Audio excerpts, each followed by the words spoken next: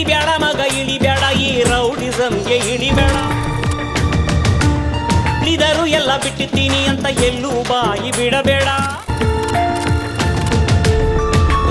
ಬಿಟ್ಟವನಂತ ಗೊತ್ತಾಗೋದ್ರೆ ಸೆಚ್ಚು ಹಾಕ್ತಾರ. ಬೀದಿ ಹೆಣ ಆಗೋಯ್ತೀಯ ಹೊಡೆದಾಕ್ ಬಿಡ್ತಾರೋ.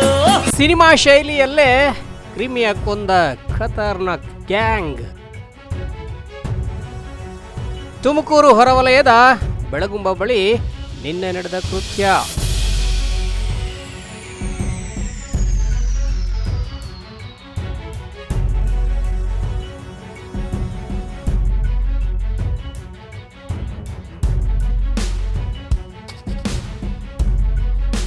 ರೌಡಿ ಶೀಟರ್ ಮಲ್ಲ ಅಲಿಯಾಸ್ ವೀರಣ್ಣ ಕೊಲೆಯಾದ ದುರ್ದೈವಿ.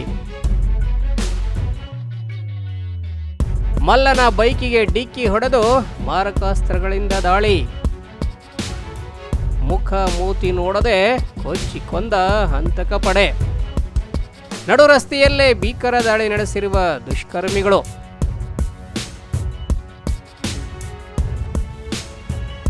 ಲಿಕ್ಕರ್ ಮಾರ್ಟ್ನಲ್ಲಿ ಮದ್ಯ ಖರೀದಿ ಮಾಡಿ ತೆರಳುವ ವೇಳೆ ದಾಳಿ. ಸ್ಥಳಕ್ಕೆ ಎಸ್ಪಿ ಅಶೋಕ್ ಕೆ ವೆಂಕಟ್ ಭೇಟಿ ಪರಿಶೀಲನೆ.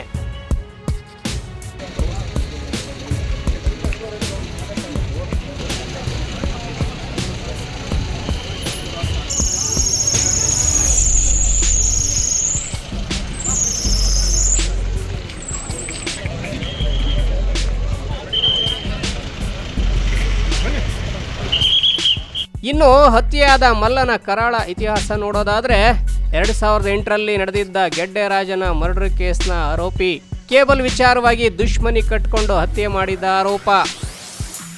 ಹತ್ಯೆ ಪ್ರಕರಣದಲ್ಲಿ ಕೆಳ ನ್ಯಾಯಾಲಯ ಜೀವಾವಧಿ ಶಿಕ್ಷೆ ವಿಧಿಸಿತ್ತು.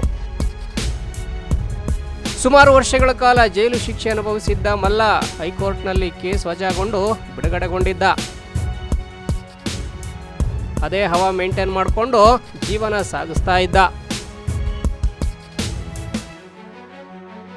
ಇತ್ತೀಚೆಗೆ ಕ್ಯಾತ್ಸಂದ್ರ ಪೊಲೀಸರಿಂದ ಜೂಜು ಅಡ್ಡೆ ಮೇಲೆ ದಾಳಿ. ಪೊಲೀಸರ ದಾಳಿ ಹಿಂದೆ ಈ ಮಲ್ಲನ ಕೈವಾಡ ಶಂಕೆ.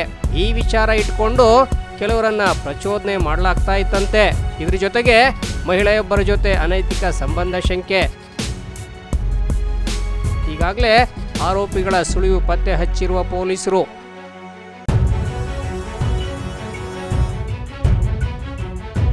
ನಾಮಚಿಲುಮೆ ರಸ್ತೆಯಲ್ಲಿ ಹೆಚ್ಚಾಗಿ ತಲೆ ಎತ್ತುತ್ತಿರುವ ಕಾಫಿ ಡೇ ಅಡ್ಡೆಗಳು. ಅಕ್ರಮ ಹಾಗೂ ಅನೈತಿಕ ಚಟುವಟಿಕೆಗೆ ಆಸ್ಪದ ನೀಡುತ್ತಿರುವ ಅಂಗಡಿಗಳು. ವ್ಯವಸ್ಥಿತವಾಗಿ ಅಕ್ರಮ ಚಟುವಟಿಕೆ ಬಗ್ಗೆ ಸ್ಥಳೀಯರ ಗಂಭೀರ ಆರೋಪ.